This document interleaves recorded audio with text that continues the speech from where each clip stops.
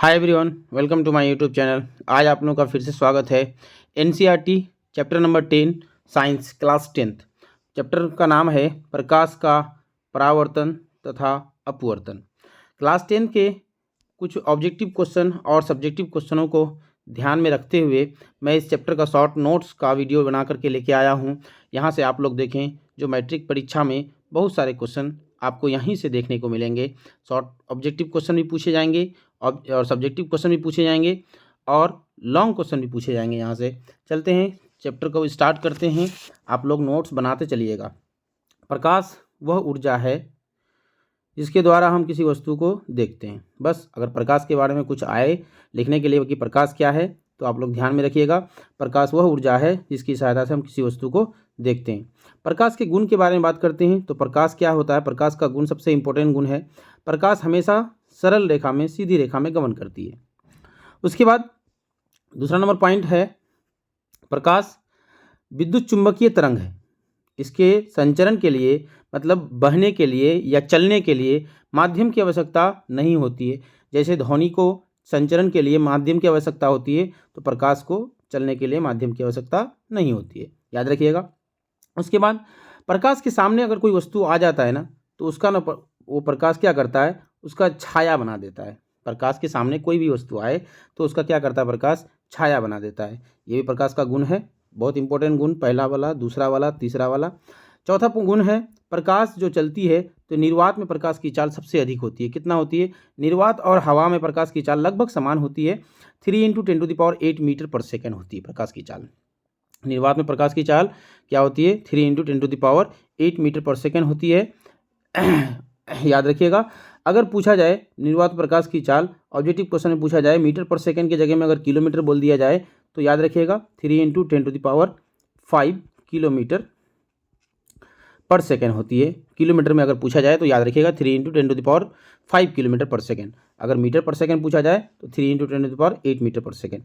चलते हैं अगला नंबर, आगे बात करते हैं हम लोग प्रकाश का परावर्तन।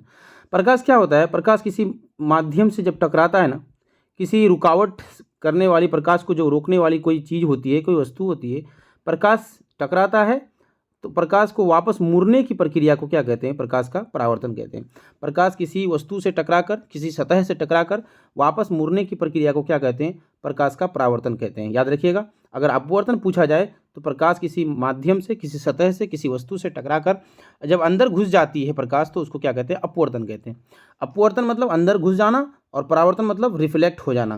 प्रकाश जिस माध्यम से आया है उसी माध्यम में लौट जाती है, तो उसको क्या कहते हैं? प्रकाश का परावर्तन कहते हैं। उसके बाद प्रकाश का परावर्तन के नियम। प्रकाश का परावर्तन के 2 नियम होते हैं, याद रखिएगा। हमेशा प्रकाश का परावर्तन के 2 नियम होते हैं। ऑब्जेक्टिव क्वेश्चन में बहुत बार पूछा गया है। प्रकाश के परावर्तन के कितने नियम? तो 2 नियम। क्या क्या? आपतन कोण परावर्तन कोण के बराबर होता है, हमेशा याद रखिएगा। ये तो बहुत आसान भाषा में लिखा हुआ है। आपतन कोण परावर्तन कोण के बराबर होता है, अर्थात इसको कोण आई बराबर कोण आर भी लिख सकते हैं। आगे बात करते हैं, आपतित किरण, दर्पण, आपतन बिंदु पर अभिलंब तथा परावर्तित किरण सभी एक ही तल में होते हैं। प्रकाश को अगर ऐसे देखा जाए, प्रकाश के परावर्तन के नियम, तो आपतन कोण परावर्तन कोण बराबर होता है, पहला नियम है। दूसरा क्या है? आपतित किरण, परावर्तित किरण, आपतन बिंदु पर डाला गया अभिलंब, तीनों क्या होते हैं? एक ही समतल में होते हैं। ये ऐसे प्रकाश आया और ऐसे चला जा रहा है, तो जो किरण आया तो उसको क्या कहते हैं? आपतित किरण।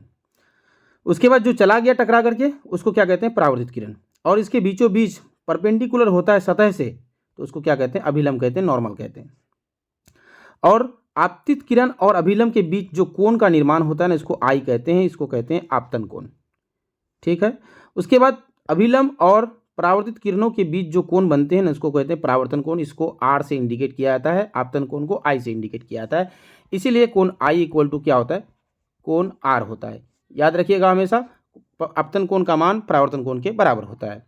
चलते हैं आगे, बात करते हैं प्रतिबिंब।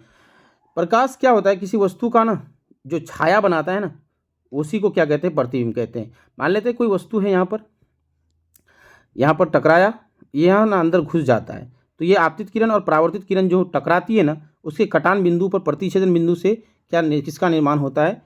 प्रतिबिंब का निर्माण होता है। जैसे शीशा के सामने कोई वस्तु खड़ा कर दिया जाए, तो उसके शीशा के पीछे, दर्पण के पीछे कोई इमेज बनता है, उसी को क्या कहते हैं? प्रतिबिंब कहते हैं। किसी बिंदु स्रोत से, इसका सही डेफिनेशन क्या है किसी बिंदु स्रोत से आती प्रकाश की किरणें दर्पण से परावर्तन के बाद जिस बिंदु पर मिलती है, या दर्पण से अपवर्तन के बाद जिस बिंदु पर मिलती है उसको क्या कहते हैं? प्रतिबिंब कहते हैं। याद रखिएगा। चलते हैं आगे बढ़ते हैं। प्रतिबिंब दो प्रकार के होते हैं। क्या क्या? एक वास्तविक प्रतिबिंब, दूसरा आभासी प्रतिबिंब।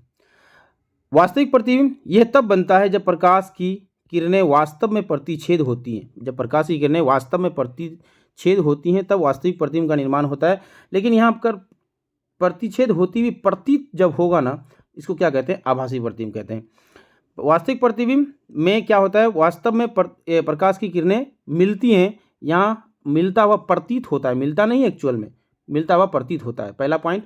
दूसरा नंबर पे पॉइंट पे बात किया जाए, इसे पर्दे पर प्राप्त किया जा सकता है, इसे पर्दे पर प्राप्त नहीं किया जा सकता। दूसरा नंबर 2 नंबर वाला क्वेश्चन में आता है ये, वास्तविक प्रतिबिंब और आभासी प्रतिबिंब में अंतर स्पष्ट करें।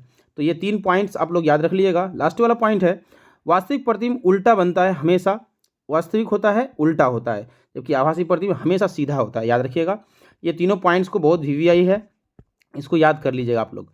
क्या? वास्तविक प्रतिबिंब क्या होता है? पर्दे पर प्राप्त किया जा सकता है। दूसरा पॉइंट, प्रतिबिंब क्या होता है? उल्टा होता है, जबकि आभासी सीधा होता है और इसे पर्दे पर प्राप्त नहीं किया जा सकता। वास्तविक प्रतिबिंब किरणों के वास्तव में मिलने से होता है, जबकि यहाँ मिलने प्रतीत होता है। चलते हैं आगे बढ़ते हैं। थोड़ा सा बात कर लेते हैं हम लोग समतल दर्पण के बारे में।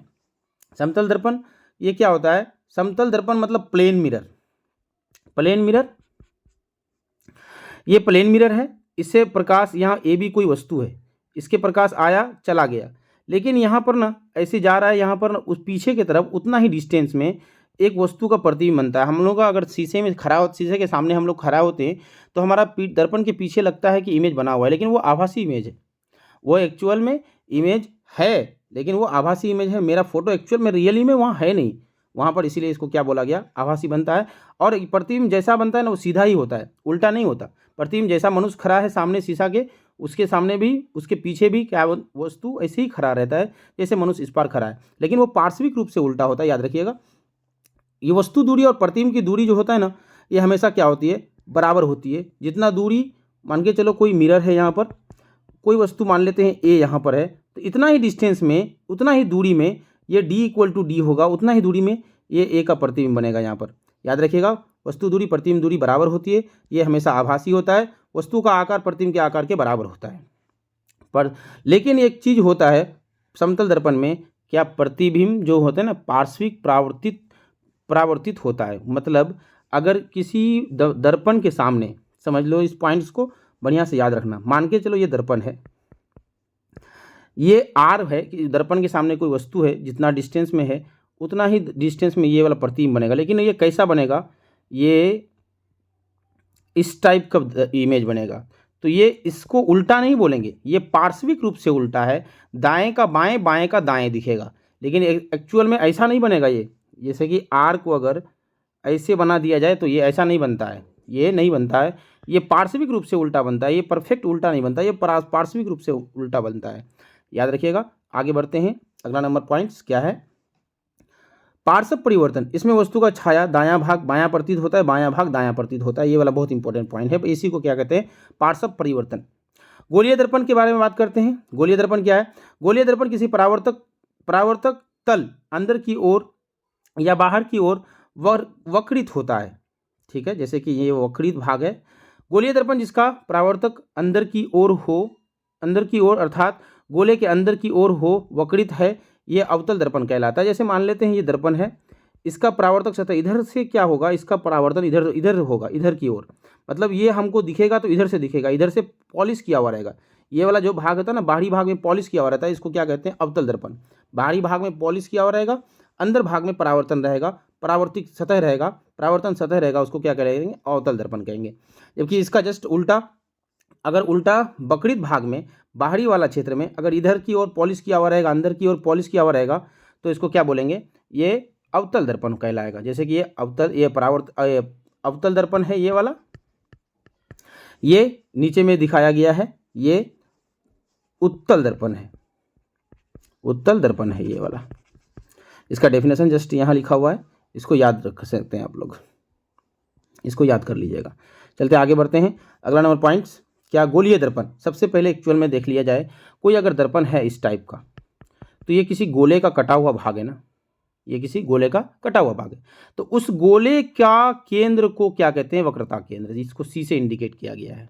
ठीक है, इस केंद्र से यहाँ इस दर्पण कटे हुए भाग के बीच की डिस्टेंस को, यहाँ से लेकर के यहाँ तक के डिस्टेंस को क्या कहते हैं? वक्रता त्रिज्या कहते हैं। ये गोला का एक मिड पॉइंट से किनारे तक की जो दूरी होगी ना, उसको क्या कहेंगे? त्रिज्या कहते हैं। तो यहाँ पर इस गोले का ये पूरा केंद्र से किनारे तक की दूरी को वक्रता केंद्र, इसको आर से इंडिकेट किया जाता है। केंद्र को सी से इंडिकेट किया जाता है और त्रिज्या को आर से इंडिकेट किया जाता है। उसके बाद जो आर होता है ना, आर, इसके दो भाग कर दो, बराबर कर दो। इसके दो भाग कर देने पर बीचों बीच एक पॉइंट्स मिलेगा। इस पॉइंट को क्या बोलेंगे? एफ, फोकस बोलेंगे। दर्पण का ध्रुव, ये दर्पण के जो दर्पण है ये वाला, इसके मिड पॉइंट को ही क्या कहते हैं? इसको पी से इंडिकेट करते हैं, इसको ध्रुव बोलते हैं, पोल बोलते हैं, ध्रुव बोलते हैं। इस ध्रुव और सी के बीच एक पॉइंट्स होता है जिसको एफ बोलते हैं, फोकस बोलते हैं। ठीक, इस दूरी को क्या कहते हैं? स्मॉल एफ से इंडिकेट करते हैं। ये एक्चुअल में होता क्या है? ये दोनों के बीच का डिस्टेंस को, ये एफ और पी के बीच की दूरी को क्या कहते हैं? स्मॉल एफ से इंडिकेट किया जाता है। इसको क्या कहते हैं? फोकल लेंथ कहते हैं, फोकल लेंथ कहते हैं, फोकस दूरी कहते हैं इसको हिंदी में। ठीक है, उसके बाद दर्पण के ध्रुव, ये वाला ध्रुव और ये वाला जो लाइन होता है ना, इसको क्या कहते हैं? मुख्य अक्ष कहते हैं, मुख्य अक्ष कहते हैं इसको। ये वाला को ध्रुव कहते हैं। उसके बाद वक्रता केंद्र हम बता दिए, गोलीय दर्पण के केंद्र को वक्रता केंद्र कहते हैं। वक्रता त्रिज्या, जिसको आर से इंडिकेट किया जाता है, इसको बता दिए। इसे आर से निरूपित किया जाता है। वक्रता केंद्र को सी से इंडिकेट किया जाता है। उसके बाद द्वारक, ये पूरा सतह जो होता है ना, ये किसी दर्पण का जो हम लोग ऐसे पढ़े, ये वाला पूरा सतह को क्या बोलते हैं? द्वारक कहते हैं। ठीक है, मुख्य फोकस, ये फोकस वक्रता केंद्र और पोल ध्रुव के बीच के पॉइंट्स को क्या कहते हैं? फोकस कहते हैं। इसे एफ से इंडिकेट किया जाता है। उसके बाद फोकस दूरी, मतलब दर्पण के ध्रुव तथा मुख्य फोकस के बीच की दूरी को क्या कहते हैं? फोकस दूरी कहते हैं। इसे आर से इंडिकेट किया जाता है, इसे एफ से इंडिकेट किया जाता है, एफ से निरूपित किया जाता है। याद रखना हमेशा आर बराबर क्या होता है? 2f, आर बराबर 2f। अगर f को लिखा जाए तो f बराबर क्या होता है? r/2, याद रखिएगा। आगे बढ़ते हैं, आप लोग इसका स्क्रीनशॉट ले लीजिए आप लोग पहले एक बार, उसके बाद हम लोग आगे बढ़ते हैं। फिर से चलते हैं अवतल दर्पण में किरण आरेख बनाने का कुछ नियम। किरण आरेख बनाने का नियम, सबसे पहला क्या है? पॉइंट्स। सबसे पहला पॉइंट पे बात किया जाए, दर्पण के मुख्य अक्ष के समांतर प्रकाश की किरण परावर्तन के पश्चात अवतल दर्पण के मुख्य फोकस से गुजरती है। मान के चलो एक दर्पण है ये वाला, यहाँ के केंद्र से, यहाँ सी से एक रेज ऑफ लाइट क्या किया? इसको ऐसे छोड़ दिया, यहाँ पर ऐसे छोड़ दिया, तो ये इधर जिधर से गया ना, उधर से ही रिटर्न हो जाता है। ये तो यहाँ पर क्या बोला? ये मुख्य अक्ष के समांतर, मतलब इस फोकस इसके, ये मुख्य अक्ष है, इसके समांतर कोई रेज ऑफ लाइट जाती है तो टकराने के बाद ये फोकस से गुजर जाएगी। दूसरा पॉइंट पे बात किया जाए, अगर फोकस से जाता है कोई रेज ऑफ लाइट, वो क्या हो जाए? मुख्य अक्ष के समांतर हो जाएगा। ये एक दूसरा नंबर के जस्ट रेसिप्रोकल है। उसके बाद तीसरा नंबर पे बात किया जाए, कोई दर्पण का केंद्र से, दर्पण का वक्रता केंद्र से कोई रेज ऑफ लाइट दर्पण पर जब आपतित होता है तो वो उसी माध्यम में फिर से लौट आती है, उसी माध्यम में, उसी दिशा में लौट जाती है। उसके बाद बात किया जाए, जब कोई रेज ऑफ लाइट अनंत से किसी ध्रुव पर पड़ता है तो वो आपतन कोण I और परावर्तन कोण R बनाकर वो क्या हो जाती है? निकल जाती है। ठीक है, इसका स्क्रीनशॉट ले लीजिए आप लोग, फिर से नोट कर लीजिएगा। चलते हैं इस पर बने प्रतिबिंब का थोड़ा सा व्याख्या करते हैं कि कैसे बनता है। अवतल दर्पण द्वारा बिंब की विभिन्न स्थितियों के लिए बने प्रतिबिंब। बिंब की स्थिति, प्रतिबिंब की स्थिति, प्रतिबिंब का आकार, प्रतिबिंब की आकृति। अनंत पर रखेगा तो कहाँ पर बनेगा? फोकस बनेगा, फोकस पर बनेगा। बिंदु का क्या साइज बहुत छोटा हो जाएगा, ये प्रतिबिंब का साइज बहुत छोटा हो जाएगा। ये वास्तविक होगा और उल्टा होगा। सी पर रखेगा तो एफ तथा सी के बीच प्रतिबिंब की स्थिति कहाँ बनेगी? सी पर रखेगा तो एफ तथा सी के बीच बनेगा, छोटा बनेगा और वास्तविक। सी के परे, ये सी के परे मतलब सी के पहले रखेगा तो एफ और सी के बीच बनेगा, छोटा बनेगा, वास्तविक उल्टा बनेगा। सी पर रहेगा तो सी पर ही बनेगा, मतलब वक्रता केंद्र पर रखेगा तो वक्रता केंद्र पर ही बनेगा, समान साइज का होगा लेकिन वास्तविक उल्टा होगा। उसके बाद बात किया जाए तो सी और एफ के बीच अगर रखा जाए तो सी के परे, सी और अनंत के बीच बनेगा। ये बड़ा होगा और वास्तविक उल्टा होगा। एफ पर रखा जाए तो अनंत पर बनेगा प्रतिबिंब, ठीक है, और अत्यधिक बड़ा हो जाएगा, ये वास्तविक, ये भी उल्टा हो जाएगा।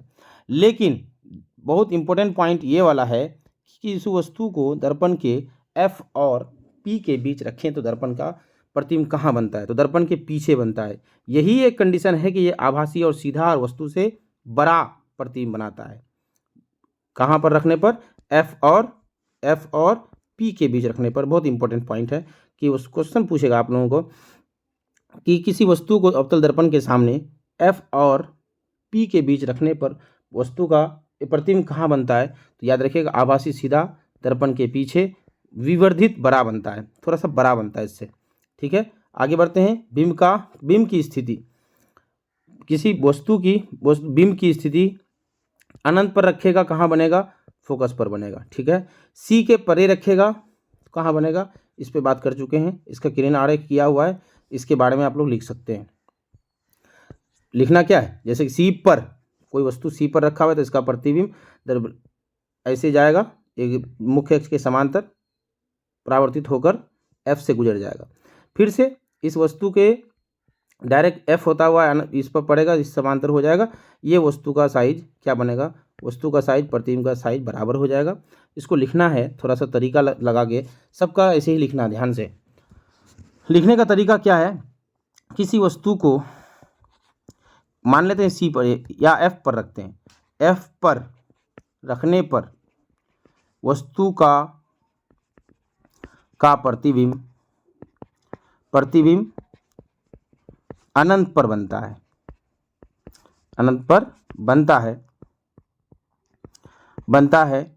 उसके बाद लिखना जो वस्तु से छोटा, वस्तु से बड़ा वास्तविक तथा उल्टा होता है, बस इतना ही लिखना है।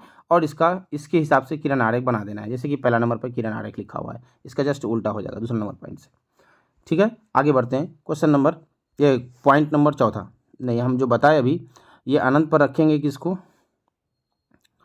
अनंत पर रखने पर किसी वस्तु का फोकस कहाँ प्रतिबिंब कहाँ बनता है, तो फोकस पर रखेंगे तो अनंत पर बनता है। एफ और यहाँ पर रखा हुआ है, यहाँ पर देखिए एफ तथा बी, ये बहुत इंपॉर्टेंट पॉइंट है।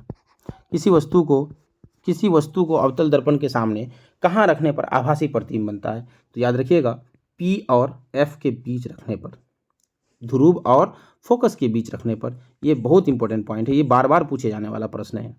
ये ऑब्जेक्टिव में भी, सब्जेक्टिव में भी और 2 नंबरिया वाला में भी पूछा जाता है, ताकि बच्चा कंफ्यूज हो जाए। अवतल दर्पण पे हर जगह प्रतिबिंब कहाँ बनता है, हमेशा उल्टा वास्तविक बनता है, लेकिन एक ही कंडीशन ऐसा है जो ध्रुव और फोकस के बीच रखेगा तो आभासी प्रतिबिंब बनेगा। याद रखिएगा दर्पण के पीछे आभासी बनेगा, ठीक है, थोड़ा वस्तु से बड़ा बनेगा। अब अवतल दर्पण के उपयोग, सामान्यतः टॉर्च लाइट के वाहनों के हेडलाइट में, इतना ही तो लिखना है, याद रखिएगा इतना ही। क्या, सामान्यतः टॉर्च, सर्च लाइट और वाहनों के हेडलाइट में, इतना याद रखना। दंत विशेषज्ञ अवतल दर्पणों का उपयोग मरीजों के दांतों का प्रतिबिंब देखने के लिए करते हैं। ये बहुत इंपॉर्टेंट पॉइंट है, ये कभी कभी ऑब्जेक्टिव में पूछा जाता है।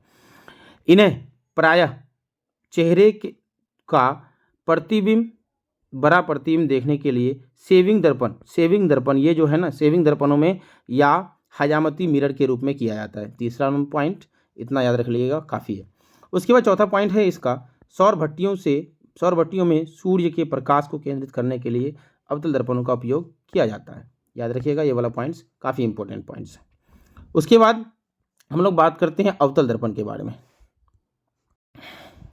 अवतल दर्पणों पर अवतल दर्पण का तो कहानी खत्म हो गया, चलते हैं हम लोग उत्तल दर्पण के बारे में बात करते हैं। उत्तल दर्पण का कोई कंडीशन नहीं है, वस्तु को कहीं पर भी रखो हमेशा छोटा बनेगा, आभासी बनेगा। उत्तल दर्पण में प्रतिबिंब हमेशा आभासी बनता है, छोटा बनता है और सीधा बनता है। ये तीनों पॉइंट्स याद रखिएगा। क्वेश्चन आएगा कि कौन सा दर्पण में प्रतिबिंब हमेशा सीधा बनता है, तो याद रखना उत्तल दर्पण, हमेशा उत्तल दर्पण, ठीक है। आगे बात करते हैं, इसका स्क्रीनशॉट ले लीजिए, आप लोग लिख सकते हैं, कहीं पर भी रखिए, हमेशा वस्तु का प्रतिबिंब क्या बनता है, हमेशा सीधा ही बनेगा। चलते हैं, बिंब की स्थिति, प्रतिबिंब का आकार, प्रतिबिंब की आकृति। क्या, अनंत पर कोई वस्तु को रखा जाए तो फोकस पर बनेगा, वस्तु हमेशा आभासी बनेगा, सीधा बनेगा। देखो हम बताए कि सब वही बात हो रहा है। अनंत पर तथा दर्पण के ध्रुव के बीच रखें, कहीं पर भी रखें, एफ तथा पी तथा एफ के बीच ही बनेगा। जो छोटा होगा आभासी होगा, सीधा होगा। चलते हैं किरण आरेख, इसके बारे में। किरण आरेख अनंत पर किसी अवतल दर्पण के सामने, उत्तल दर्पण के सामने किसी वस्तु को अनंत पर रखा जाए तो वस्तु का आगे प्रतिबिंब कहाँ बनेगा, तो फोकस पर बनेगा। चलते हैं आगे बढ़ते करें। उसके बाद अनंत तथा दर्पण के ध्रुव के बीच रखा जाए तो हमेशा प्रतिबिंब कहाँ बनेगा, सी तथा एफ के बीच बनेगा, एफ तथा पी के बीच बनेगा, एफ तथा पी के बीच यहाँ बन रहा है प्रतिबिंब ए डैश बी डैश। ठीक है, आगे बात करते हैं उत्तल दर्पण का उपयोग। उत्तल दर्पण का उपयोग क्या होता है? उत्तल दर्पणों का उपयोग सामान्यतः वाहनों में किया जाता है, सामान्यतः वाहनों में किया जाता है, वाहनों के साइड मिरर के रूप में किया जाता है, याद रखिएगा, क्योंकि हमेशा साइड मिरर, कोई वाहन, कोई ड्राइवर गाड़ी चलाता है तो किसी वस्तु का हमेशा प्रतिबिंब को सीधा दिखने के लिए इन्हें ड्राइवर अपने पीछे वाहनों को देख सकते हैं।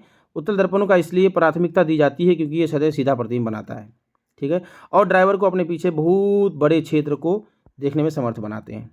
ठीक है, दुकानों में इसका इस्तेमाल सिक्योरिटी दर्पण के रूप में किया जाता है। दुकानों में भी इसका इस्तेमाल होता है सिक्योरिटी दर्पण के रूप में।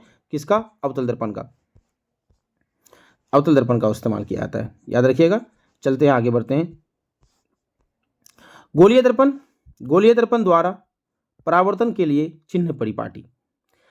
सबसे बड़ा पॉइंट इसमें यह है, कोई मान लेते हैं कोई दर्पण है, मान लेते चाहे उत्तल रहे या अवतल रहे, इसका जो ध्रुव होता है ना, ध्रुव याद रख लीजिएगा, ये ध्रुव जो है ना P, और ये वाला मुख्य अक्ष, यहाँ से सबकी डिस्टेंस मापी जाती है। हम लोग ग्राफ में पढ़े हैं क्या, कि कोई वस्तु इस एक्सिस के, y एक्सिस के या x एक्सिस के बाएं तरफ अगर रहेगा, x एक्सिस के बाएं तरफ तो नेगेटिव, अगर ऊपर रहेगा तो पॉजिटिव, दाहिने तरफ रहेगा तो पॉजिटिव, नीचे रहेगा तो नेगेटिव, याद रखिएगा। चलते हैं हम लोग बात करते हैं इसका, आप स्क्रीनशॉट ले लीजिए। आगे हम लोग देखते हैं। यहाँ पर देखिए, यहाँ पर क्या है, दर्पण का ये ध्रुव है P, यहाँ से इधर जितना भी डायरेक्शन में जो भी वस्तुएं होंगे सभी क्या होंगे, पॉजिटिव होंगे, और यहाँ से ऊपर जितना भी होगा, ऊपर में जितना होगा सभी पॉजिटिव होंगे, लेकिन बाएं तरफ जितना होगा सभी नेगेटिव होंगे, दाहिने तरफ जितना होगा सभी पॉजिटिव होंगे, और नीचे जितना होगा सभी नेगेटिव होंगे। ये सब बातें लिखा हुआ है, आप लोग इसका स्क्रीनशॉट ले लीजिए और हम आगे बढ़ते हैं। दर्पण सूत्र एक याद रख लीजिएगा, कभी कभी डायरेक्टली ऑब्जेक्टिव क्वेश्चन में पूछा जाता है। दर्पण सूत्र क्या सूत्र होता है, तो 1/v प्लस 1/u बराबर क्या होता है, 1/f। लेकिन अगर लेंस सूत्र पूछा जाए तो 1/v माइनस 1/u बराबर 1/f होता है। ये माइनस होता है लेंस सूत्र में, दर्पण सूत्र में प्लस होता है। v मतलब क्या, प्रतिबिंब की दूरी, u मतलब वस्तु की दूरी, ठीक है, f मतलब फोकस दूरी। आगे बात करते हैं आवर्धन में। गोलीय दर्पण क्या, उत्पन्न आपेक्षिक विस्तार, जिससे ज्ञान होता है कि कोई प्रतिबिंब अपेक्षा कितना गुना आवर्धित है, कितना बड़ा है। इससे प्रतिबिंब की ऊंचाई बिंब की ऊंचाई का अनुपात व्यक्त करते हैं। याद रखिएगा, आवर्धन बराबर हमेशा होता है -v/u, या इसको प्रतिबिंब की ऊंचाई बटे वस्तु की ऊंचाई से भी ऐसे इंडिकेट करते हैं, लिखते हैं। इसके लिए सूत्र है यहाँ पर m बराबर प्रतिबिंब की ऊंचाई और वस्तु की ऊंचाई, ये ऐसे लिख सकते हैं, इसको -v/u से भी इंडिकेट कर सकते हैं। चलते हैं आगे बढ़ते हैं। ये सूत्र याद रख लीजिएगा, ये वाला सूत्र, ये वाला और ये वाला दोनों याद रखिएगा। hi मतलब हाइट ऑफ इमेज, ho मतलब हाइट ऑफ ऑब्जेक्ट, याद रखिएगा। आगे बढ़ते हैं हम लोग। अगर m ऋणात्मक है तो प्रतिबिंब वास्तविक होगा, अगर m धनात्मक है तो प्रतिबिंब क्या होगा, आभासी होगा। ये क्वेश्चन बोल देगा डायरेक्टली, किसी का आवर्धन -5 अगर है तो प्रतिबिंब क्या है, वास्तविक है या आभासी है। तो याद रखिएगा, ऋणात्मक मतलब वास्तविक, धनात्मक मतलब आभासी, याद रखिएगा। पॉजिटिव रहेगा तो आभासी हो जाएगा। उसके बाद ये कुछ इंपॉर्टेंट पॉइंट्स हैं, आप लोग नोट डाउन कर लीजिएगा। इसका दोनों का मान बराबर होगा तो प्रतिबिंब का मान क्या होगा, 1 होगा, प्रतिबिंब के आकार के बराबर हो जाएगा। अगर hi इमेज का मान बड़ा है और ऑब्जेक्ट का मान छोटा है तो ये क्या, आवर्धन क्या हो जाएगा, आवर्धन का मान 1 से बड़ा हो जाएगा। छोटा है तो आवर्धन का मान 1 से छोटा हो जाएगा। ये वो बात लिखा हुआ है, इंपॉर्टेंट पॉइंट्स है, याद रख लीजिएगा इसको। ठीक है, आगे बात करते हैं। ये चैप्टर आप लोगों का नोट्स खत्म हो गया। अब हम लोग कुछ ऑब्जेक्टिव प्रश्नों को देखते हैं। इस चैप्टर के कुछ महत्वपूर्ण क्वेश्चन जो हैं उसको हम लोग, ऑब्जेक्टिव प्रश्न जो एग्जाम में पूछे जाते हैं, बार बार पूछे जाते हैं इस चैप्टर के, तो हम लोग उसको लेकर के आ रहे हैं। इसी में आप लोग आंसर देते जाइए, क्या कितना समझ में आया, और कमेंट जरूर करें। चलते हैं ऑब्जेक्टिव क्वेश्चनों का साथ आगे बढ़ते हैं हम लोग। तो पहला प्रश्न है, आज की क्लास का पहला प्रश्न है, प्रकाश की किरण गमन करती है। तो हम लोग इसी भी नोट्स में अभी पढ़े, प्रकाश हमेशा क्या होती है, सीधी रेखा में गमन करती है। अगला नंबर क्वेश्चन क्या है, प्रकाश के वेग न्यूनतम होते हैं। प्रकाश का वेग न्यूनतम होता है, किसमें न्यूनतम होता है, प्रकाश हमेशा क्या होते हैं, न्यूनतम होते हैं। तो प्रकाश सबसे ज़्यादा निर्वात में चलता है, उसके बाद वायु में चलता है, उसके बाद जल में चलता है, उसके बाद कांच में चलता है। तो न्यूनतम किस में होगा, तो कांच में। Right answer option number D होने वाला है। उसके बाद क्वेश्चन नंबर 3। क्वेश्चन नंबर 3 क्या है, मोटर गाड़ी के चालक के सामने लगा रहता है। मोटर गाड़ी के चालक के सामने कौन सा लेंस लगा रहता है, तो ऑप्शन नंबर ये सामने कौन सा लेंस है, उत्तल दर्पण लगा रहता है। कौन सा दर्पण, तो उत्तल दर्पण। मोटर गाड़ी के चालक के सामने कौन सा लगे रहते हैं, तो अब उत्तल दर्पण लगे रहते हैं। अभी पढ़े हम लोग, क्योंकि लंबा क्षेत्र को ग्रहण करेगा वो, और उसके बाद वो हमेशा वस्तु का आभासी प्रतिबिंब बनाता है, इसलिए। अगला नंबर क्वेश्चन, मोटर गाड़ी के हेडलाइट, थोड़ा सा जूम कर लेते हैं। मोटर गाड़ी के हेडलाइट में किसका प्रयोग किया जाता है, मोटर गाड़ी के हेडलाइट में हमेशा याद रखिएगा अवतल दर्पण का प्रयोग किया जाएगा। अभी हम लोग पढ़े अवतल दर्पण के उपयोग में मोटर गाड़ी के हेडलाइट में, क्योंकि ज़्यादा लाइट को एक जगह फोकस करने के लिए दिखाया जाता है। उसके बाद आगे बढ़ते हैं क्वेश्चन नंबर 5। क्वेश्चन नंबर 5 क्या है, क्वेश्चन नंबर 5, समतल दर्पण द्वारा बना प्रतिबिंब क्या होता है, वास्तविक नहीं, काल्पनिक तो होता है, काल्पनिक होता है, दोनों नहीं होगा, इनमें से कोई नहीं। ये right answer option number B correct होने वाला है। क्वेश्चन नंबर 5 के बाद क्वेश्चन नंबर 6। क्वेश्चन नंबर 6 क्या है, लेंस की क्षमता का ऐसा ही मात्रक होता है। ये आवर्धन हम लोग नहीं पढ़े, बता देते हैं कि लेंस की क्षमता जो होती है, लेंस की क्षमता बराबर, ये वाला पॉइंट्स यहाँ बराबर क्या होता है, बराबर होता है 1/f। लेंस की क्षमता को P से इंडिकेट करते हैं, P बराबर 1/f होता है, याद रखिएगा। F हमेशा क्या होगा, F जो होगा ना हमेशा मीटर में होना चाहिए बस। अगर सेंटीमीटर में है तो उसको मीटर में कन्वर्ट करना पड़ेगा, F मीटर में होना चाहिए, मीटर में होना चाहिए। मतलब इसका अगर लेंस का ऐसा ही मात्रक अगर निकाला जाए तो मीटर इन्वर्स भी बोल सकते हैं इसको, पर मीटर भी बोल सकते हैं। आगे बढ़ते हैं क्वेश्चन नंबर अगला, ये वाला पॉइंट, ये वाला सूत्र याद रखिएगा, लेंस की क्षमता का बराबर P बराबर 1/f, याद रखिएगा। कभी ऑब्जेक्टिव क्वेश्चनों में पूछा जाएगा लेंस की क्षमता P बराबर क्या होता है, तो 1/f होता है। 1 फोकस दूरी होती है, फोकस दूरी याद रखिएगा। आगे बढ़ते हैं क्वेश्चन नंबर 6 के बाद क्वेश्चन नंबर 7। क्वेश्चन नंबर 6 के बाद क्वेश्चन नंबर 7 क्या है, क्वेश्चन नंबर 7, प्रकाश की किरणें का पथ दर्शाने वाले चित्रों को कहा जाता है। तो क्या कहते हैं, प्रकाश की किरणों के चित्र दर्शाने वाले क्षेत्र को क्या कहते हैं, दर्शाने वाले चित्र को कहा जाता है किरण आरेख कहा जाता है। आगे बढ़ते हैं क्वेश्चन नंबर 8। 2D मतलब 2 डायोप्टर क्षमता वाले लेंस का फोकसांतर क्या होता है। तो हम लोग यहाँ जानते हैं फोकसांतर हमको चाहिए P बराबर 1/f से निकालेंगे, हमको f चाहिए, P का मान 2 दिया हुआ है, f का मान हमको चाहिए, f हमको चाहिए, तो यहाँ पर f इसको गुना करेंगे तो f बराबर हमको क्या मिलेगा 1/2। 1/2 मतलब क्या, 0.5 मीटर। 0.5 मीटर को हम लोग लिख सकते हैं 100 से गुना कर देंगे तो 50 सेंटीमीटर। 50 सेंटीमीटर, 50 सेंटीमीटर ऑप्शन में नहीं है, ऑप्शन में इसका मतलब ऑप्शन नंबर डी में होगा। हाँ, ऑप्शन नंबर डी में करेक्ट होने वाला है। क्वेश्चन नंबर इसका ऑप्शन नंबर डी करेक्ट होने वाला है, याद रखिएगा उस सॉल्यूशन को। 9 नंबर क्वेश्चन, किसी उत्तल लेंस के फोकसांतर 50 सेंटीमीटर है तो उसकी क्षमता क्या होगी। अभी तो पढ़े हम लोग क्या होगी, उत्तल लेंस है, उत्तल लेंस की फोकस दूरी हमेशा क्या होती है, उत्तल लेंस की फोकस दूरी हमेशा धनात्मक होती है, इसलिए +2D होगी। 9 नंबर क्वेश्चन का ऑप्शन नंबर डी करेक्ट होने वाला है। चलते हैं अगला नंबर क्वेश्चन, क्वेश्चन नंबर 10। प्रकाश की किरणों के समूह को कहते हैं, प्रकाश की किरणों के समूह को क्या कहते हैं, किरण पुंज कहते हैं। आगे बढ़ते हैं क्वेश्चन नंबर 11। उत्तल लेंस की क्षमता क्या होती है, हमेशा धनात्मक होती है, क्योंकि उत्तल लेंस की क्षमता, उत्तल लेंस है ना, नहीं, तो उत्तल लेंस की क्षमता धनात्मक हमेशा नहीं होगी। ये उत्तल लेंस की फोकस दूरी हमेशा क्या होती है, उत्तल लेंस की फोकस दूरी हमेशा धनात्मक होती है। उत्तल लेंस की फोकस दूरी धनात्मक होने के कारण हमेशा उसकी क्षमता क्या होगी, धनात्मक होगी, याद रखिएगा। चलते हैं आगे बढ़ते हैं क्वेश्चन नंबर 11 के बाद 12। अवतल लेंस की क्षमता क्या होती है, अवतल लेंस की क्षमता क्या होती है, तो ऋणात्मक होती है, क्योंकि इसकी फोकस दूरी नेगेटिव होती है। याद रखिएगा अवतल लेंस की फोकस दूरी हमेशा नेगेटिव होती है। अगर उत्तल लेंस पूछ दिया जाए, उत्तल लेंस की फोकस दूरी हमेशा पॉजिटिव होती है।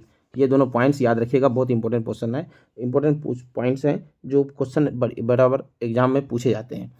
चलते हैं अगला नंबर क्वेश्चन नंबर 12 के बाद क्वेश्चन नंबर 13। उत्तल लेंस को कहते हैं, उत्तल लेंस को क्या कहते हैं? उत्तल लेंस किसी वस्तु का ना एक जगह बिंदु पर, एक ही बिंदु पर क्या करता है, किसी वस्तु का किरणों को इकट्ठा कर देता है उत्तल लेंस, इसीलिए इसको क्या कहते हैं? अभिसारी लेंस कहते हैं। उत्तल लेंस को क्या कहते हैं? अभिसारी लेंस कहते हैं। उसके बाद अवतल लेंस को क्या कहते हैं? तो अवतल लेंस को अपसारी लेंस कहते हैं। अवतल लेंस को क्या कहते हैं? तो अपसारी लेंस कहते हैं। आगे बढ़ते हैं क्वेश्चन नंबर 15। क्वेश्चन नंबर 15 क्या है? निम्न में कौन सा पदार्थ लेंस बनाने के लिए प्रयुक्त नहीं किया जा सकता? नहीं किया जा सकता। कांच किया जा सकता है, जल किया जा सकता है, प्लास्टिक किया जा सकता है, लेकिन मिट्टी नहीं किया जा सकता। ये राइट आंसर होने वाला है। Question number 16। किस दर्पण से हमेशा वस्तु का छोटा प्रतिबिंब बनता है? तो किस दर्पण बोला तो याद रखिएगा उत्तल दर्पण। अगर लेंस बोलता तो अवतल लेंस हो जाता। ठीक है, ये दोनों पॉइंट्स इंपॉर्टेंट हैं, याद रखिएगा। चलते हैं क्वेश्चन नंबर 16 के बाद क्वेश्चन नंबर 17। क्वेश्चन नंबर 17, किस दर्पण से वस्तु का बड़ा प्रतिबिंब बनता है? किस दर्पण से वस्तु का बड़ा प्रतिबिंब बनता है? दर्पण है तो इसीलिए याद रखिएगा अवतल दर्पण, क्योंकि उत्तल दर्पण हमेशा छोटा ही बनाता है, छोटा और सीधा बनाता है, जबकि अवतल दर्पण में बड़ा भी बन सकता है, छोटा भी बन सकता है, सीधा ही बन सकता है, उल्टा ही बन सकता है, सब कुछ हो सकता है। तो अवतल दर्पण राइट आंसर। क्वेश्चन नंबर 17 के बाद क्वेश्चन नंबर 18। प्रकाश के परावर्तन के कितने नियम? अभी हम बताए, सबसे पहला पॉइंट से वहीं पे बात कर रहे थे कि प्रकाश के परावर्तन के कितने नियम, तो हमेशा याद रखिएगा 2 नियम। आपतन कोण का मान परावर्तन कोण के मान के बराबर होता है, और आपतित किरण, परावर्तित किरण तथा आपतन बिंदु पर डाला गया अभिलंब तीनों क्या होते हैं? एक ही समतल में होते हैं। आगे बढ़ते हैं क्वेश्चन नंबर 19। जब प्रकाश की किरण हवा से कांच में प्रवेश करती है, हवा से कांच में मतलब सघन माध्यम, विरल माध्यम से सघन माध्यम में प्रवेश करती है, तो अभिलंब से क्या हो जाएगा? हवा से कांच में तो अभिलंब की ओर जाएगा, अभिलंब से दूर ये गलत बात है, ये नहीं होगा। अभिलंब के निकट, हाँ अभिलंब के निकट सही बात है। मान लेते हैं ये क्या है? प्रकाश किरण है, इधर कांच है, इधर कांच है, इधर हवा है। प्रकाश की किरण ऐसे आ रहा है तो ये अंदर जाएगा, ये सीधा नहीं जाएगा, जाना चाहिए था सीधा, लेकिन क्या हो जाएगा? ये थोड़ा सा ना टेढ़ा होकर के ऐसे चला जाएगा। तो अभिलंब यहाँ होता है तो ये अभिलंब से दूर जाना चाहिए था, नहीं जाएगा, अभिलंब की ओर सट के निकल जाएगा, आगे बढ़ जाएगा। Question number 20। फोटोग्राफी कैमरा का अभिदृश्य होता है। फोटोग्राफी कैमरा का अभिदृश्य क्या होता है? हमेशा उत्तल लेंस होता है, याद रखिएगा, क्योंकि हमेशा उत्तल लेंस इसलिए होता है क्योंकि हमेशा वस्तु का हमेशा सीधा ही प्रतिबिंब बनाना है, इसलिए। उसके बाद क्वेश्चन नंबर 20 के बाद क्वेश्चन नंबर 21। साइड मिरर के रूप में प्रयुक्त होता है, तो याद रखिएगा उत्तल दर्पण का प्रयोग हमेशा साइड मिरर के रूप में प्रयोग होता है। उत्तल दर्पण का प्रयोग हमेशा साइड मिरर के रूप में किया जाता है। उसके बाद क्वेश्चन नंबर 22। क्वेश्चन नंबर 22, एक अवतल दर्पण की फोकस दूरी 10 सेंटीमीटर हो तो वक्रता त्रिज्या क्या होगी? एक अवतल दर्पण की फोकस दूरी 10 सेंटीमीटर है तो वक्रता त्रिज्या हम पढ़े हैं F बराबर R/2 या R बराबर 2F। हम क्या मांग रहा है यहाँ पर? वक्रता त्रिज्या R का मान मांग रहा है, तो फोकस को 2 से गुना कर दो, क्या हो जाएगा? 10 के बदले 20 सेंटीमीटर हो जाएगा। चलते हैं क्वेश्चन नंबर 22 के बाद क्वेश्चन नंबर 23। निर्गत किरण एवं अभिलंब के बीच का कोण को कहते हैं। निर्गत किरण और अभिलंब के बीच का कोण को क्या कहते हैं? निर्गत किरण और अभिलंब के बीच का कोण को क्या कहते हैं? परावर्तन कोण। निर्गत किरण मतलब परावर्तन कोण, निर्गत कोण कहते हैं इसको, निर्गत कोण भी कह सकते हैं, लेकिन निर्गत कोण क्या होगा? 3 डायमेंशनल कोई फिगर में होता है, इसलिए याद रखिएगा 23 नंबर का ऑप्शन नंबर सी करेक्ट होने वाला है, निर्गत कोण। निर्गत कोण, या अगर परावर्तित किरण बोलता तो इसको क्या कहते हैं? परावर्तन कोण कहते हैं, लेकिन यहाँ पर याद रखिएगा निर्गत किरण पूछा है, इसलिए निर्गत कोण right answer option number C होने वाला है। Question number 24। सरल सूक्ष्मदर्शी में किसका उपयोग होता है? तो सरल सूक्ष्मदर्शी में हमेशा किसका उपयोग होता है? 24 नंबर का right answer option number D उत्तल लेंस का होता है। याद रखिएगा सरल सूक्ष्मदर्शी में उत्तल दर्पण का प्रयोग किया जाता है, जबकि अगर बोल दिया जाए यहाँ पर दूरदर्शी या दूरबीन तो याद रखिएगा अवतल लेंस का प्रयोग किया जाता है। चलते हैं आगे बढ़ते हैं क्वेश्चन नंबर 24 के बाद क्वेश्चन नंबर 25। किस लेंस के द्वारा सिर्फ काल्पनिक प्रतिबिंब बनाता है। किस लेंस के द्वारा? तो अवतल लेंस। अगर दर्पण पूछता तो उत्तल दर्पण हो जाता। चलते हैं क्वेश्चन नंबर 25 के बाद क्वेश्चन नंबर 26।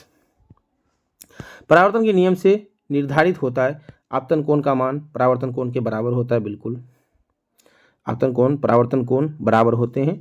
परावर्तन के नियम से पतन कोण परावर्तन कोण नहीं, ये नहीं होगा। आपतन कोण विचलन कोण नहीं होगा, इसको नहीं। Right answer option number A correct होने वाला है।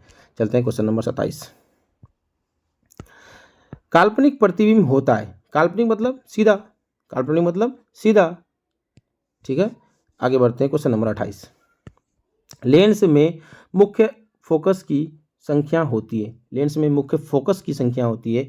लेंस में याद रखिएगा, लेंस में मुख्य फोकस की संख्या क्या होती है? हमेशा 2 होती है। मुख्य फोकस हमेशा 2 होता है। मान लेते हैं एक लेंस होता है, ये इसमें एक दर्पण यहाँ लगा हुआ है। अब इसका एक फोकस होगा ना, मान लेते हैं इसका फोकस इधर है, यहाँ पर मान लेते हैं। एक और भी तो सतह लगेगा इधर से चिपक के, तब ना इस लेंस बनेगा। तो इसका क्या हो जाएगा? इधर हो जाएगा। तो एक लेंस है तो इसका मुख्य फोकस क्या होगा? एगो इधर एगो इधर, दोनों होगा। तो इसमें मुख्य फोकस की संख्या क्या होगी? 2 होगी। क्वेश्चन नंबर 28 के बाद क्वेश्चन नंबर 29।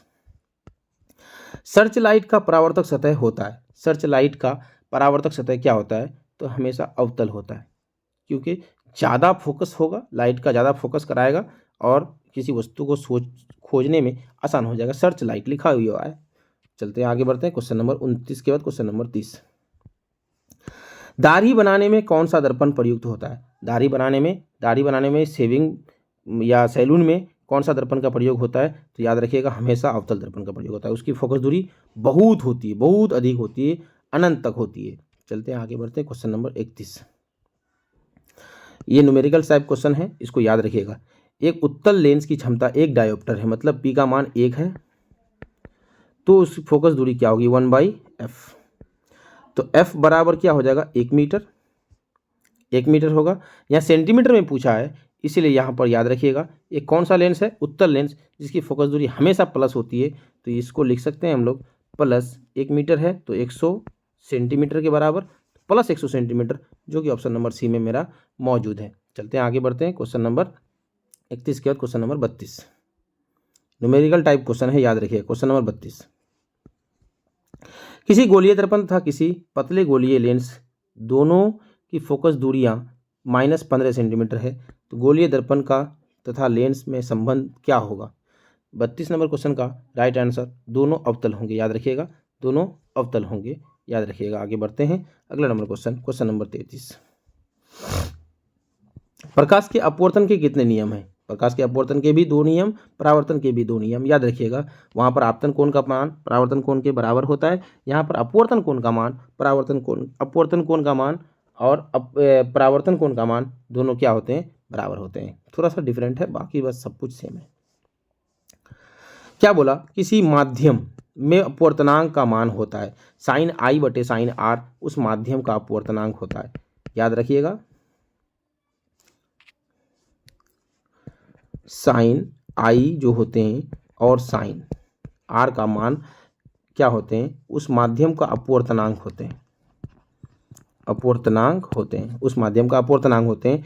इसी को स्नेल्स लॉ भी कहा जाता है, इसी को स्नेल्स लॉ भी कहा जाता है, याद रखिएगा, स्नेल्स लॉ इसी को कहते हैं। इसका राइट आंसर ऑप्शन नंबर क्या होने वाला है? ऑप्शन नंबर ए करेक्ट होने वाला है, 34 का ए। उसके बाद क्वेश्चन नंबर 35। क्वेश्चन नंबर 35 क्या है?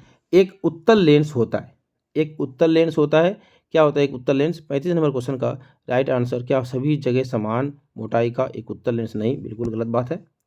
बीच की अपेक्षा किनारे मोटा होता है, ये तो अवतल लेंस का होता है, किनारे की अपेक्षा बीच वाला भाग मोटा होता है। ऑप्शन नंबर सी करेक्ट होने वाला है। क्वेश्चन नंबर 35 के बाद क्वेश्चन नंबर 36। क्वेश्चन नंबर 36 क्या है? अवतल लेंस का आवर्धन m बराबर होता है, अवतल लेंस मतलब माइनस तो ऑलरेडी होता ही है, तो हमेशा क्या होता है? v/u होता है, v/u होता है। अवतल लेंस है, ये पहले एक फॉर्मूला से माइनस, एक ऑलरेडी माइनस हो जाएगा, ये माइनस माइनस कट के क्या हो जाएगा? प्लस v/u हो जाएगा, याद रखिएगा। आगे बढ़ते हैं क्वेश्चन नंबर 36 के बाद क्वेश्चन नंबर 37।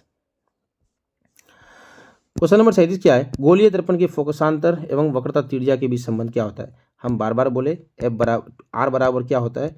2f या f बराबर होता है r/2। कौन सा ऑप्शन सही होगा? यहाँ पर ना गड़बड़ पूछ दिया है, ये वाला तो खैर नहीं होगा, कैपिटल आर नहीं दिया है, स्मॉल आर दिया, ये वाला भी नहीं होगा। r बराबर 2f, ये वाला बात सही है। f बराबर 2/r, ये गलत है। ऑप्शन नंबर 1 करेक्ट होने वाला है। चलते हैं अगला नंबर क्वेश्चन नंबर 39 या 38। सोलर कुकर का प्रयोग किया जाता है अवतल दर्पण में। बिल्कुल अवतल दर्पण का प्रयोग किया जाता है, क्योंकि बहुत बड़े क्षेत्र को एक फोकस में ये क्या करती है, ये प्रकाश को एडजस्ट कर देती है और उसको आसानी से खाना पकाया जाता है। उसके बाद क्वेश्चन नंबर 39 क्या है?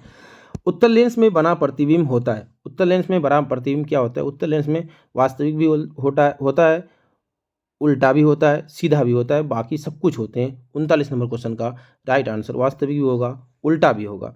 चलते हैं अगला number question number 40। Question number 40 क्या है? उत्तल लेंस में जब बिंब f और 2f के बीच रखा जाए, इसमें उत्तल लेंस में तो बना प्रतिबिंब होता है, तो बना प्रतिबिंब क्या होगा? वास्तविक तो खैर नहीं होगा, f और 2f के बीच रखा गया है, f और 2f हाँ वास्तविक होगा, और वस्तु प्रतिबिंब का वस्तु से बड़ा हो जाएगा। वास्तविक होगा, छोटा नहीं, बड़ा और वास्तविक होगा। ऑप्शन नंबर 1 करेक्ट होने वाला है।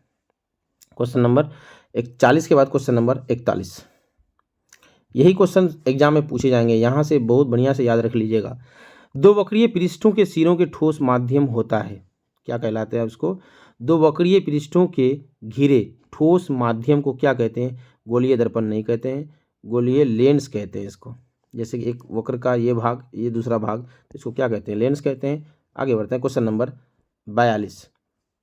क्वेश्चन नंबर 42, वह गोलीय दर्पण जो बाहर की तरफ वक्रित होता है क्या कहलाता है? वो गोलीय दर्पण जो बाहर की तरफ वक्रित होता है, इसको क्या कहते हैं? उत्तल कहते हैं, उत्तल दर्पण कहते हैं। गोलीय दर्पण की परावर्तक पृष्ठ के केंद्र को दर्पण का कहा जाता है। गोलीय दर्पण के परावर्तक पृष्ठ के केंद्र को ध्रुव कहा जाता है, याद रखिएगा। क्वेश्चन नंबर 43 का ऑप्शन नंबर बी करेक्ट होने वाला है। 44 नंबर क्वेश्चन, किसी लेंस द्वारा उत्पन्न आवर्धन का एसआई मात्रक होता है। आवर्धन का मात्रक क्या होता है? -v/u होता है आवर्धन। मान लेते हैं ये मीटर में है, ये भी मीटर में है, ये तो कट गया, कुछ बचा नहीं ना, तो ये क्या हो जाएगा? मात्रकहीन हो जाएगा ये। क्वेश्चन नंबर 44 के बाद question number 45। Question number 45, lens के केंद्रीय बिंदु को कहते हैं। लेंस के केंद्रीय बिंदु को क्या कहते हैं? लेंस के केंद्रीय बिंदु को क्या कहते हैं? प्रकाश केंद्र कहते हैं, प्रकाशिक केंद्र कहते हैं। इंपॉर्टेंट क्वेश्चन है ये वाला, इंपॉर्टेंट क्वेश्चन। मान लेते हैं ये लेंस है, इसका मध्य बिंदु जो होगा ना, ये इसको क्या कहेंगे? प्रकाश केंद्र कहते हैं। ठीक है, आगे बढ़ते हैं क्वेश्चन नंबर 45 के बाद क्वेश्चन नंबर 46 क्या है? 46 नंबर क्वेश्चन क्या कहलाता है? क्या कहता है? किसी शब्दकोश में पाए गए छोटे अक्षरों को बढ़ाने के लिए निम्न में कौन सा पसंद करेंगे? निम्न में कौन सा पसंद करेंगे जिसका आवर्धन ज़्यादा होगा? आवर्धन ज़्यादा होने के लिए क्या चाहिए हमको? फोकस दूरी वाला कम वाला लेंस चाहिए। फोकस दूरी सबसे कम किस में है? फोकस दूरी सबसे कम क्या है? हमको फिर सीधा भी प्रतिबिंब चाहिए, तो सीधा प्रतिबिंब के लिए हमेशा क्या होगा? ये 46 नंबर क्वेश्चन का option number C correct. Option number 46 number question का ऑप्शन नंबर फोकस दूरी उत्तल लेंस, अवतल लेंस 5 सेंटीमीटर फोकस दूरी, 5 सेंटीमीटर फोकस दूरी का उत्तल लेंस, 5 सेंटीमीटर फोकस दूरी का 5 सेंटीमीटर फोकस दूरी का उत्तल लेंस भरा चाहिए ना। हाँ, तो ये ऑप्शन नंबर डी करेक्ट होने वाला है। क्वेश्चन नंबर 46 का ऑप्शन नंबर डी करेक्ट होने वाला है। ऑप्शन नंबर डी करेक्ट होने वाला है, ये वाला याद रखिएगा। हमेशा हमको क्या चाहिए? आवर्धित चाहिए, तो ये फोकस दूरी के अंदर चला जाएगा वस्तु को, और ये वस्तु का हमेशा आभासी दिखाएगा, आभासी दिखाएगा प्रतिबिंब, और वो छोटा नहीं, छोटा वस्तु का बड़ा प्रतिबिंब दिखाएगा, इसलिए ऑप्शन नंबर डी करेक्ट होने वाला है। अगला नंबर क्वेश्चन नंबर 47 क्या बोला? इनमें से कौन दर्पण सूत्र है? तो दर्पण सूत्र बराबर क्या होता है? 1/v प्लस 1/u बराबर 1/f, 1/v प्लस 1/u बराबर 1/f, 1/v प्लस 1/u बराबर 1/f, ये वाला ऑप्शन नंबर डी करेक्ट होने वाला है 47 नंबर क्वेश्चन का। गोलीय दर्पण का वक्रता केंद्र को किस अक्ष के से निरूपित किया जाता है?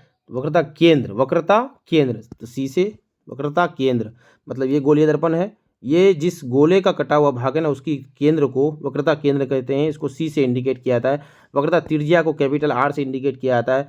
ध्रुव को P से इंडिकेट किया जाता है, फोकस को F से इंडिकेट किया जाता है। ये बातें याद रखिएगा बढ़िया से। चलते हैं आगे। अगला क्वेश्चन क्या है, निर्वात में प्रकाश की चाल होती है, अभी हम बताए 3 × 10⁸ मीटर प्रति सेकेंड होती है।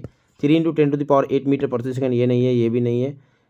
3 × 10⁸ मीटर प्रति सेकेंड ये गड़बड़ लिख दिया गया है, ये राइट आंसर होगा। यहाँ पावर हो जाएगा, यहाँ पर 10⁸ पावर में जाएगा वो।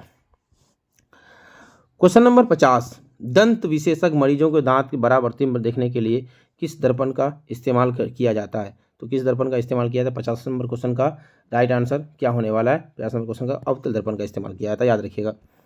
आगे बढ़ते क्वेश्चन नंबर 51, पतले लेंस की आवर्धन क्षमता होती है। पतले लेंस की आवर्धन क्षमता क्या होती है? पतले लेंस की आवर्धन क्षमता, पतले लेंस है तो फोकस दूरी ज़्यादा, फोकस दूरी जब ज़्यादा तो आवर्धन क्षमता का मान क्या हो जाएगा? 51 का क्वेश्चन कम हो जाएगा, आवर्धन क्षमता का मान क्या हो जाएगा? कम हो जाएगा। फोकस दूरी अगर ज़्यादा होगा तो आवर्धन क्षमता का मान घटेगा। फोकस दूरी से ना ये इनडायरेक्टली प्रोपोर्शनल है। क्षमता बढ़ाना है तो आवर्धन घटाना पड़ेगा, आवर्धन जब ज़्यादा होगा तो फोकस दूरी कम हो जाएगा। आगे बढ़ते हैं क्वेश्चन नंबर 52, मोटे लेंस की आवर्धन क्षमता क्या होती है? तो कम होती है। मोटे लेंस की आवर्धन क्षमता क्या होती है? मोटे लेंस की आवर्धन क्षमता नहीं, मोटे लेंस की आवर्धन क्षमता ज़्यादा होगी, क्योंकि P बराबर क्या होता है? 1/F। अगर ये P को बढ़ाना है तो F को घटाना पड़ेगा, अगर F को बढ़ाना है तो P को घटना पड़ेगा, याद रखिएगा। इरिवर्सिबल प्रोपोर्शनल है ये लोग। क्वेश्चन नंबर 52 के बाद क्वेश्चन नंबर 53। क्वेश्चन नंबर 53 क्या है, अवतल दर्पण के ध्रुव और मुख्य फोकस के बीच किसी रखे प्रतिबिंब की आकृति होगी। अवतल दर्पण के ध्रुव और मुख्य फोकस के बीच हमेशा आभासी प्रतिबिंब बनाएगा और वो उल्टा नहीं, सीधा होगा। ऑप्शन नंबर बी करेक्ट होने वाला है, option number B. 53 number question का ऑप्शन नंबर बी करेक्ट होने वाला है। चलते हैं क्वेश्चन नंबर 54 और 5-6 को है, फटाफट याद कर लीजिए आप लोग। आगे बढ़ते हैं। उत्तल लेंस की प्रकाशिक केंद्र मुख्य फोकस के बीच रखे प्रतिबिंब की प्रकृति क्या होगी? 54 नंबर क्वेश्चन का ऑप्शन नंबर क्या होने वाला है? ऑप्शन नंबर बी करेक्ट होने वाला है, आभासी एवं सीधा होगा। चलते हैं क्वेश्चन नंबर 55, अवतल दर्पण का मुख्य फोकस पर रखे बिंब की प्रकृति की स्थिति क्या होगी? क्या होगी हमेशा? 55 नंबर क्वेश्चन का right answer option number C होगा, फोकस पर रहेगा तो अनंत पर बनेगा। क्वेश्चन नंबर 56, उत्तल लेंस के मुख्य फोकस पर रखे प्रतिबिंब की स्थिति क्या होगी? तो हमेशा क्या होगी? 56 नंबर क्वेश्चन का राइट आंसर अनंत पर बनेगा हमेशा। प्रतिबिंब फोकस पर रहेगा तो अनंत पर बनेगा, सी पर रहेगा तो सी पर ही बनेगा, 2F पर रहेगा तो 2F पर ही बनेगा, याद रखिएगा। क्वेश्चन नंबर 57, अवतल लेंस के मुख्य फोकस पर रखे प्रतिबिंब की स्थिति क्या होगी? अवतल लेंस के मुख्य फोकस पर रखे बिंब की प्रतिबिंब की स्थिति कैसी होगी? 57 नंबर क्वेश्चन का right answer option number B correct होने वाला है, प्रकाशिक केंद्र के फोकस के बीच ही बनेगी। क्वेश्चन नंबर 58, अवतल लेंस के सामने अनंत पर रखे बिंब का प्रकृति क्या होगी? अवतल लेंस के सामने अनंत पर किसी वस्तु का रखने पर कहाँ पर बनेगा? तो फोकस पर बनेगा। 58 नंबर क्वेश्चन का right answer option number B correct होने वाला है। आज की क्लास का सेकंड लास्ट क्वेश्चन है, 60 क्वेश्चन हम लेके आए थे। अवतल दर्पण के सामने अनंत पर रखे बिंब की प्रकृति स्थिति क्या होगी? अवतल दर्पण के सामने अनंत पर रखे बिंब की स्थिति क्या होगी? प्रतिबिंब की स्थिति क्या होगी? क्वेश्चन नंबर 59 का right answer option number D होने वाला है। कहीं पर भी रखो अनंत में, वो फोकस पर ही प्रतिबिंब बनाएगा। आज की क्लास का लास्ट क्वेश्चन है, लेंस के प्रकाशिक केंद्र से गुजरने वाली प्रकाश किरणें अपवर्तन के पश्चात कहाँ मिलती है? अपवर्तन के पश्चात कहाँ मिलती है? किरणों के अपवर्तन के पश्चात क्या होती है? 7 रंग में विभक्त हो जाती है। लेंस के प्रकाशिक केंद्र से गुजरने वाली प्रकाश किरणें अपवर्तन के पश्चात 7 रंगों में क्या हो जाती है? विभक्त हो जाती है। उसके बाद आज की क्लास यहीं पर समाप्त होता है। हमारा चैनल में नए हैं तो जुड़ जाएं और सब्सक्राइब नहीं किए हैं सब्सक्राइब कर लें। ऐसे ही बारी बारी से हम सारे ऑब्जेक्टिव क्वेश्चन और सारे चैप्टर का शॉर्ट नोट्स मैं आप तक प्रोवाइड कराने वाला हूं। अगर नहीं जुड़े हैं, नहीं सब्सक्राइब किए हैं तो सब्सक्राइब कर लीजिए, बेल आइकन को जरूर दबा लें। प्रत्येक दिन प्रत्येक साइंस का एक चैप्टर का नोट्स और ऑब्जेक्टिव क्वेश्चनों के साथ मैं आऊँगा। जो ऑब्जेक्टिव क्वेश्चन, जो मैट्रिक एग्जाम में सब्जेक्टिव क्वेश्चन पूछे जाते हैं, उसके सारे संपूर्ण नोट्स को तैयार कर लिया हूँ, मैं आप तक जरूर पहुँचा दूँगा। अगर नए हैं तो सब्सक्राइब कर लें, बेल आइकन को जरूर दबा दें। तब तक के लिए हमको इजाज़त दीजिए, नमस्कार।